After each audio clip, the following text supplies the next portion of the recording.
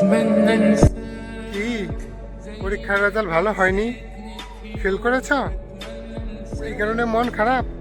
পরিবারের মানুষ নানান ধরনের কথা বলতেছে, আত্মীয় স্বজন পাড়া প্রতিবেশীকে কি বলবে এইসব নিয়ে উল্টাপাল্টা চিন্তা ভাবনা করতেছ, এবং কি অন্য অন্য ধরনের চিন্তা ভাবনাও কি করতেছ? বলেও এইসব চিন্তা ভাবনা করো না। কারণ তুমি খোঁজ নিয়ে দেখো, তুমি একা ফেল যাওনি, তোমার মতো শত শত হাজার হাজার lakh lakh play friend fail গেছে। তাদের যদি কোনো সমস্যা না হয়, তোমারও কোনো সমস্যা হবে না।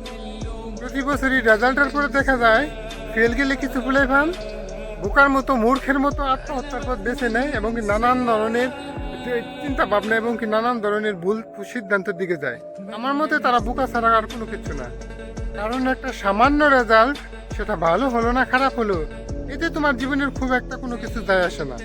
হ্যাঁ, রেজাল্ট আমাদের জীবনের অতি অতি গুরুত্বপূর্ণ একটি বিষয়, তাই বলে সেটা তোমার জীবনের চাইতে গুরুত্বপূর্ণ না। একটা রেজাল্টের জন্য একজন মানুষের জীবন কখনো থেমে থাকে না। একটা অ্যাক্সিডেন্ট হয়ে গেছে, হয়তোবা তোমার কিছু ভুল আছে, হয়তোবা শিক্ষকদের কোনো কিছু একটা ভুল আছে। এখন ফেল করলে চিন্তা ভাবনা ডিপ্রেশন করাটা খুবই স্বাভাবিক একটা বিষয়। তার মধ্যে কিছু কিছু বলে ফেলে এমন ডিপ্রেশনে চলে যায় যা আর কি বলার মতো না। বাড়ির মানুষ নানান ধরনের কথা শোনাচ্ছে, আত্মীয় স্বজনের সামনে, সমাজবাসীর সামনে, মহল্লায় কিভাবে মুখ দেখাবো। আরে ভাই, এইসব ফালতু চিন্তা বাদ দাও।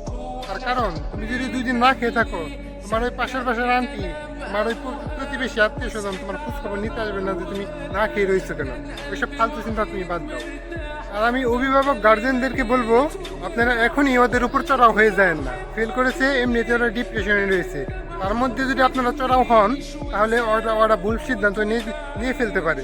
ফেল করার পিছনে আপনাদেরও কিছুটা আছে, কিছুটা ভূমিকা আছে। আপনারাও অনেক সময় অনেক ছাত্রছাত্রীদের কোনো খোঁজ খবর নেন না, তারা কি করতেছে না করতেছে ফোন দিয়ে ছেড়ে দেন, লেখাপড়াই করে না কি করে, আপনাদের কোনো খোঁজ খবর নেন না। ভুল আপনাদেরও কিছু আছে, সেটা আপনারা স্বীকার করবেন না, সব দোষ শুধু ছাত্রছাত্রীদের উপরে চাপিয়ে দিবেন। ছাত্রছাত্রী আমরাও ছিলাম, অভিভাবক এখন আমরাও হয়েছি। অভিভাবকের মনের অভিব্যক্তিটা আমরা বুঝতে পারি। আপনারা কথা শুনায়েন, সময় আছে, দীর্ঘদিন পরে রয়েছে, তখন শুনায়েন, সমস্যা নেই। এখন এত বাড়াবাড়ি করার সময় নেই। এইখান থেকেই তোমরা যারা সামনের বার পরীক্ষা দেবে, এখন থেকে তোমরা প্রস্তুতি নাও, এখান থেকে শিক্ষা নাও। যে হারে ফেল যাচ্ছে মানুষ, তোমাদের পরিণতি এইরকমই হবে। তোমরা যদি লেখাপড়া না করে শুধু ফোন নিয়ে পড়ে থাকো, তাহলে আর কাজ হবে না। আর তোমরা যারা ফেল গেছো, এত চিন্তা ভাবনা করার দরকার নেই ভাই। এখন 1-2 সাবজেক্টে ফেল যেতে পারো, সমস্যা নাই, ভালো করে মনোযোগ দিয়ে পড়ো, সামনের বার পাস করে দেবে। এইটা নিয়ে এত চিন্তা ভাবনা, ভুল সিদ্ধান্ত কখনো মাথায় আনা যাবে না। وحيد مرتاح وانت اللي مليته جراح.